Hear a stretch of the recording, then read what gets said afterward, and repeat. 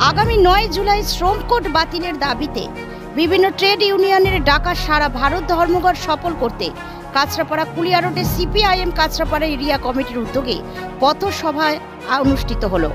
এই পথসভায় উপস্থিত হয়েছিলেন বাম নেতা নিরাপদ সর্দার।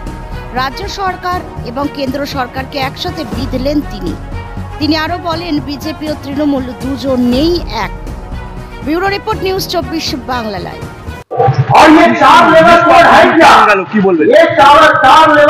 আমাদের রাজ্যের মানুষের এই অভিজ্ঞতা ছিল না। আমাদের রাজ্যে 2011 পর থেকে অনেক নির্বাচন হয়েছে, সেই নির্বাচনে হত্যা খুন এড়ানো যায়নি ঠিকই, কিন্তু কালীগঞ্জে যে ঘটনা ঘটল জেতার পরে, তাও আবার উপনির্বাচন, সেই উপনির্বাচনকে কেন্দ্র করে জেতার পরে যে উল্লাস, যে উৎসাহ তৃণমূলের, তার বলি যে একটা শিশু সন্তান হতে পারে, এই অভিজ্ঞতা আমাদের রাজ্যে ছিল না, আমাদের রাজ্যের মানুষ ভাবতেও পারে না। ফলে গোটা রাজ্যের মানুষ এটাকে ধিক্কার জানাচ্ছে, গোটা রাজ্যের মানুষ ছিছি করছে, আমাদেরকে বলছে কি রাজনীতি হচ্ছে, ওটা ভোট, ভোট মানে সব কিছু। একটা ভোটও একটা খুন এড়ানো গেল না। এ ভোট তো সবাই বলেছিল, বামপন্থীরাও বলেছিল শান্তিপূর্ণ ভোটে। শান্তিপূর্ণ ভোটে কেন নির্বাচনে গণনার পরে একটা শিশুকে হত্যা করতে হলো?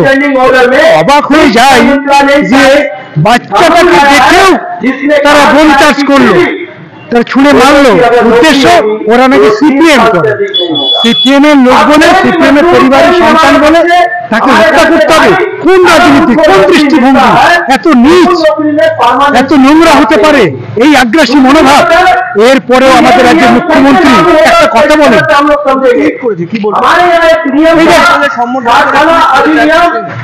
এই যে একটা মানে মুখ্যমন্ত্রী ভাষণ হয়, এখানে তো মুখ্যমন্ত্রী পড়ে থাকাও দরকার ছিল, ছুটে আসা দরকার ছিল যে এইরকম একটা শিশু সন্তান, তার কত ভবিষ্যৎ ছিল বলুন তো, কি ভাবনা ছিল সরকার, তার পরিবারের, তার বাবা মা বিরাট স্বপ্ন নিয়ে এগোচ্ছিল, খেটে খায়, দরিদ্র মানুষ রোজগার করে বাচ্চাটাকে স্কুলে পড়াচ্ছে, ক্লাস করে পড়ে, কত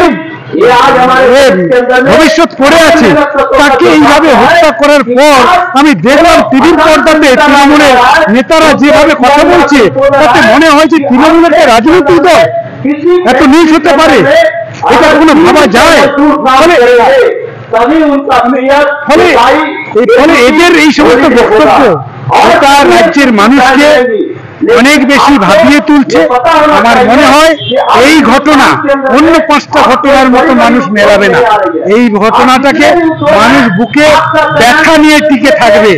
এই জন্য এই ব্যথা, এই যন্ত্রণা আমাদের এই শিশু সন্তান কিন্তু আগামী দিন একটা দিক নির্দেশ করে গেল, মরে গেল।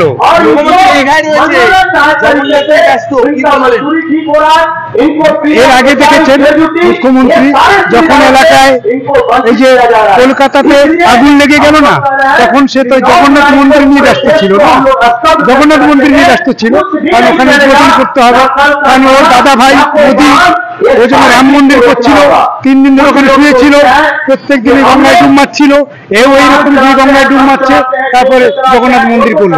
আজকের এই ঘটনা তার কি এসে যায়? কি এসে যায়? একটা রাজ্যে একটা গরিব খেটে খাওয়া নিচু করা পরিবারের একটা সন্তান, তার সুসন্তানেরা হত্যা করে দিয়েছে, আনন্দ করতে গিয়ে একটা বোম লেগে গেছে তার গায়ে, তার তো কিছু এসে যায় না। ফলে আমাদের রাজ্যের মুখ্যমন্ত্রী যে কত মানবিক, এই ঘটনা দিয়ে আরেকবার পরিষ্কার হয়ে গেল।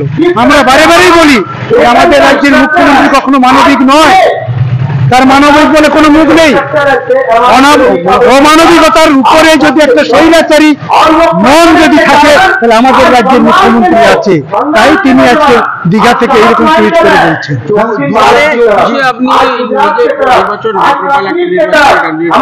নির্বাচনের পর থেকে এই সময়কালের মধ্যে এই সরকারের বিরুদ্ধে যে যে ঘটনাগুলো ঘটেছে সব সিপিএম করছে তা নয়, এটা মনে রাখতে হবে আপনার।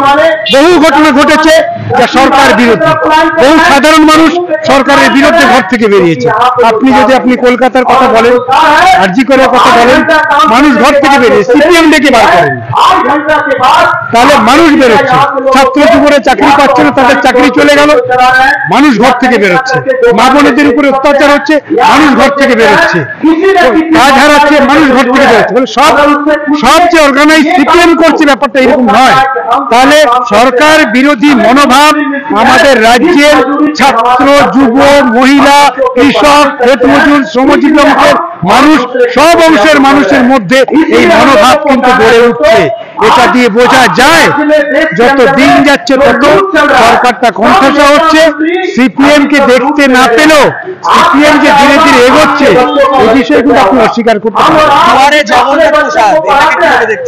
কত বড় অপদার্থ সরকার হলে এই সিদ্ধান্ত নিতে পারে। রেশন ব্যবস্থা তুলে দিচ্ছে, দিল্লির আইন অনুযায়ী, নিয়ম অনুযায়ী দিল্লি সরকার কয়েকটা রাজ্য ঠিক করেছে, আস্তে আস্তে করে ওরা রেশন ব্যবস্থাকে তুলে দেবে। রেশনের পরিবর্তে কি দেবে? ক্যাশ দেবে, টাকা আপনার অ্যাকাউন্টে পাঠিয়ে দেবে। এইটা আমাদের রাজ্য সরকার সহমত পোষণ করেছে। মমতা ব্যানার্জি বলেছে তোমার এই সিদ্ধান্ত আমি মেনে নিয়েছি। তার মানে আমাদের রাজ্যে আজ না হলেও কাল রেশন ব্যবস্থা উঠে যাবে, টাকা পাবে লোকজন। এই রাজ্যের আন্দোলন, খাদ্যের আন্দোলন গোটা ভারতবর্ষের মানুষকে মনে করিয়ে দেয় যে পশ্চিমবঙ্গের মানুষ খাদ্য আন্দোলনে পীঠস্থান এই রাজ্যে। এই রাজ্যের মানুষ এই আন্দোলন করেছে, সেই ব্যবস্থাটাকে তুলে দিচ্ছে। আমরা বলেছিলাম 14টা নিত্য প্রয়োজনীয় জিনিস মানুষকে দিতে হবে রেশনের মাধ্যমে। আজকে সেই রেশন তুলে দিয়ে সেই রেশন পাচ্ছে না, চাল পাচ্ছে না, ডাল পাচ্ছে না, চিনি পাচ্ছে না, গম পাচ্ছে না, সেখানে জগন্নাথের প্রসাদ যাবে ভাবতে পারেন? কত বড় নোংরা রাজনীতিবিদ হলে এই জিনিস করা যেতে পারে?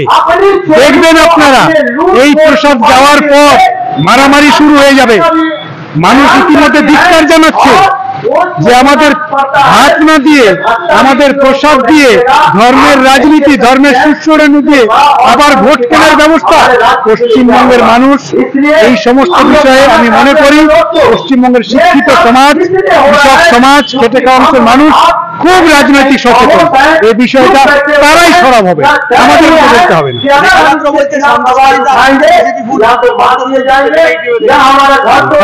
কথা নিয়ে আমাদের উত্তর দেওয়ার কোনো জায়গা নেই, কারণ রেখা পাত্র না রাজনীতিবিদ, না তিনি রাজনীতি করেন। একটা সাধারণ ঘরের বধূকে তারা গোটা রাজ্যে একটা নারী নির্যাতনের একটা নাটক তৈরি করে তারা হিন্দু মুসলমান করে ভোটে জেতার চেষ্টা করেছিলেন। সে মানুষ শিক্ষা দিয়েছে বসিরহাটের মানুষ। আমি বলেছিলাম নিরাপদ সর্দার যে বিজেপি পশ্চিম কালের সঙ্গে বসিরহাটে জিততে পারবে না। বসিরহাটের মানুষের অনেক রাজনৈতিক চেতনা আছে।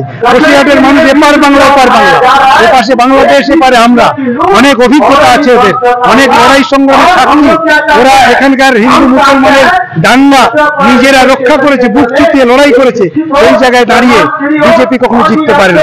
তার উত্তর দিয়েছে এখন মাঝে মাঝে রেখা পাত্রকে দেখা দেয়, রেখা পাত্রকে তারা নিয়ে যায়, মানে সে পুতুলের মতন কখন প্রয়োজন হচ্ছে তখন তাকে বার করছে।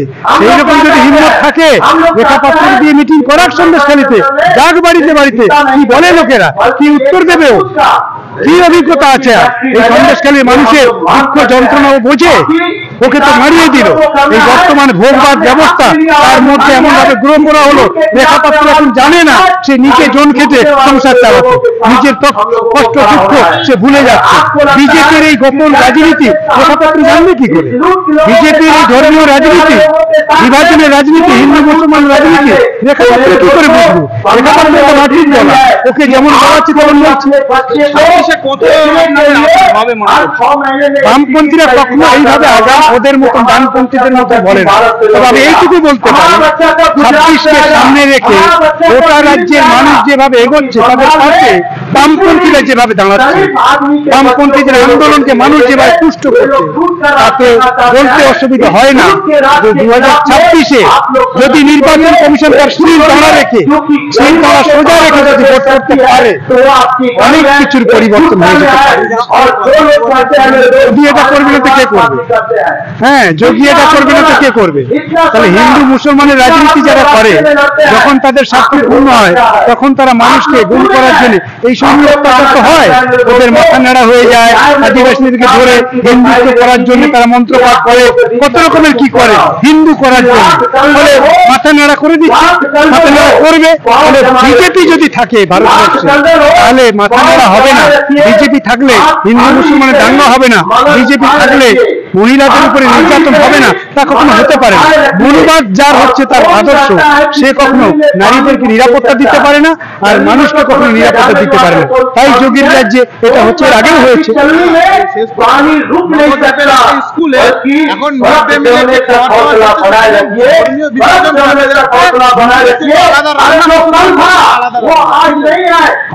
স্কুলগুলো বন্ধের তালিকা, বন্ধ করার জন্য ওরা ব্যবস্থা করছে। কারণ ওরা এটা চায় যে স্কুলগুলো যত বন্ধ হবে তত গ্রামের গরিবরা কম লেখাপড়া করবে। সেই জন্য এই যে হিন্দু মুসলমান বিভাজনের জন্য আবার এই রান্না নিয়ে গন্ডগোল হবে। এই রান্না যদি এরকম হয় আমরা তার তীব্র প্রতিবাদ করব। আমরা চাই না স্কুলে খাদ্য হিন্দু মুসলমান।